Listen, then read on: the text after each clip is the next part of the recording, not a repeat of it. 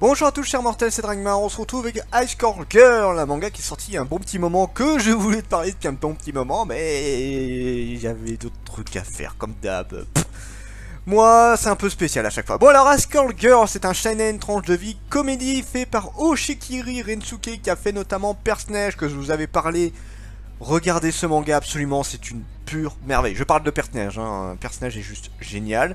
Baby Boy, sympathique, mais ça parlera plus aux générations des années 70-80, si je dis pas de conneries. Moi, je suis la génération des années 90, et c'est cette génération 90-2000 hein, plutôt.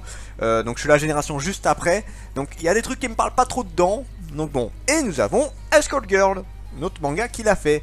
Alors l'histoire, qu'est-ce que c'est? Eh bien nous suivons le jeune Haruo, qui est un jeune garçon très nul à l'école, quasiment aucun talent, tout ça, sauf dans le jeu vidéo. Le jeu vidéo, c'est sa grande passion, c'est là où il est le plus fort, c'est toute sa vie. Voilà, clairement, l'école il en a rien à battre, le reste il s'en fout.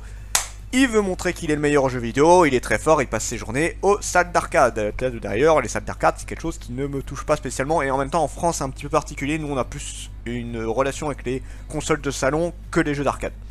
Donc bon, ça c'est un peu à part, mais voilà, il massacre tout le monde, et à un moment donné, il va rencontrer la jeune Akira, une jeune fille toute belle, toute mignonne, première de la classe, une fille de...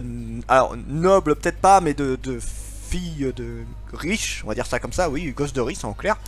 Voilà, qui a vraiment le statut de la fille ultime inaccessible, tu sais, qui... elle aussi est une DS en jeu vidéo. En fait, elle est accro aux jeux vidéo et c'est très drôle. D'ailleurs, c'est le stéréotype que tu voyais pas venir, et ça, c'est le gros truc drôle du manga. Donc, en fait, il y a ce truc qui est assez marrant dans le manga, c'est qu'il n'y a pas vraiment d'histoire en soi. C'est qu'on suit Haruhi qui fait les jeux vidéo, et à chaque fois, il va tomber sur Akira, cette jeune fille qui elle aussi adore les jeux vidéo, et il y a une sorte de rivalité entre les deux. Elle ne parle jamais d'ailleurs, mais au final tu lui avais pas besoin. Enfin je veux dire, t'arrives tout à fait à comprendre ce qu'elle ressent sans les paroles. Elle est très drôle, enfin je sais pas, t'arrives à t'attacher au personnage alors qu'elle parle pas, et c'est drôle, c'est très drôle la manière de comment le personnage est géré. Donc voilà, il n'y a pas vraiment de continuité à chaque fois, c'est une nouvelle petite histoire avec les deux personnages dans une salle d'arcade, dans un petit magasin, un truc du genre. Enfin voilà, à chaque fois on a une petite histoire. Et c'est vraiment à la fin où on va avoir un truc un petit peu particulier, ça je vous laisse la surprise. Et du coup j'ai pas grand chose à raconter sur l'histoire, parce que comme je l'ai dit, c'est juste une rivalité entre Haruo et Akira au niveau des jeux vidéo. Et on voit un petit peu la différence qu'il y a entre les deux d'un point de vue, le garçon d'une famille plus que classique qui est accro au jeu, et de l'autre une jeune fille qui est de la haute lignée de la richesse, tout ça, première de la classe, tout ce que vous voulez, toute mignonne, qui est aussi accro. Et c'est assez marrant la différence qu'il y a entre les deux, ce qui fait que tu t'attendrais à genre qu'elle pète plus haut que son cul et tout, et c'est pas du tout le cas. C'est que à partir du moment où ils sont dans les jeux vidéo, tu les différencies plus trop que ça. C'est vraiment, t'as l'impression que c'est juste deux potes enfin deux rivales potes, hein, ils s'apprécient beaucoup. D'ailleurs c'est un des rares mecs avec qui elle parle, hein, entre grands guillemets, parce qu'elle ne discute pas avec lui, mais voilà, elle reste avec lui tout le temps, et tu sens qu'elle l'apprécie beaucoup.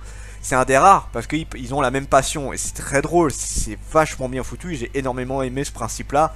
Donc voilà, on a vraiment, quand on est dans les jeux vidéo, il n'y a pas de différence, et c'est drôle, c'est très bien foutu. Enfin bon, la fille ne pète pas plus haut que son cul, en temps général aussi, hein, quand elle est à l'école et tout. Bon, elle est normale, c'est les gens, à la limite, qui sont en admiration sur elle, et elle est en mode... c'est un peu l'idée. Donc voilà, et du coup je vous ai fait un peu mon avis sur le manga. J'ai beaucoup aimé, c'est assez original. C'est pas un manga qui est exceptionnel, mais si on veut une petite histoire, encore une fois je le mets entre grandes parenthèses, pour se détendre, ouais franchement c'est cool. Je reviens à ces autres mangas personnages qui étaient extrêmement durs, très particuliers, que je trouve génial. Bip Boy, c'est pas ma génération, donc je conseillerais plus à ceux qui ont un peu plus de la trentaine. C'est eux que ça va réellement parler niveau des jeux, ce genre de trucs là. Et parce que sinon dans l'ensemble, voilà, il y a des trucs qui me parlent vite fait mais sans plus. Et là, Escort Girl, on a un mix un petit peu de Bip Boy mais version mieux. Moi je vais dire ça clairement, j'ai beaucoup plus aimé Escort Girl. Aïe, Score Girl, même si c'est pas tout à fait la même chose, mais on retrouve l'esprit. Alors, note de potentiel en termes d'histoire, je mets un 16, c'est pas une histoire exceptionnelle, mais c'est assez original. Niveau des personnages, on a des trucs plutôt cool, et j'ai bien aimé. Comme j'ai dit, il n'y a pas grand chose à dire sur l'histoire, il n'y a que à la fin où il y a eu un truc un petit peu particulier, mais comme je laisse ta surprise là-dessus, donc bon, c'est original et c'est agréable à lire. Niveau des dessins, je mets un 13 en soi parce que bah c'est pas très beau. En fait, c'est marrant parce que la fille a un visage plutôt bien fait et le mec c'est un visage assez random. Il y a très peu de décors dans le manga et les dessins sont très particuliers. Je les trouve pas beaux en soi, je les trouve vraiment pas beaux. Mais est-ce que c'est pour donner le côté un peu vieillot de l'année où ils sont? Je sais pas, parce que là c'est année 90, un truc du genre, si je dis pas de conneries. Oui, c'est ça, année 90. Donc bon, en soi, je trouve ça pas très beau, mais ça reste sympa à regarder. Ça reste très joli à regarder. Donc voilà, un 13, 2, voilà, tu vas pas regarder ça pour les dessins, clairement.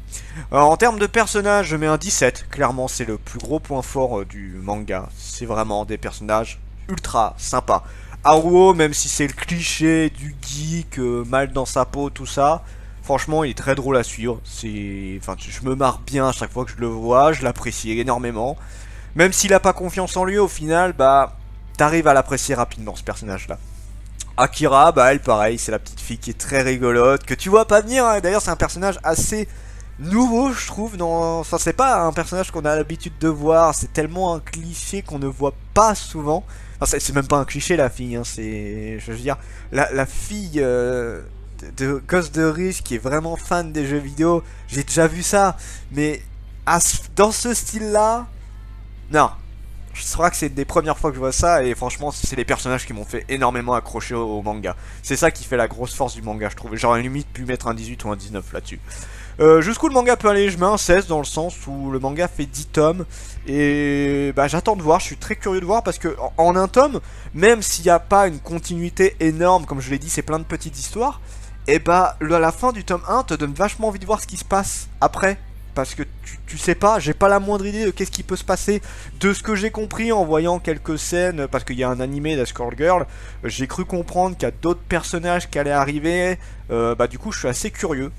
Et j'attends le tome 2 avec impatience. J'hésite limite à aller voir l'animé, mais zapper tout ce que j'ai vu du manga et aller voir la suite en fait. Ouais, je suis à ce point là pour le coup.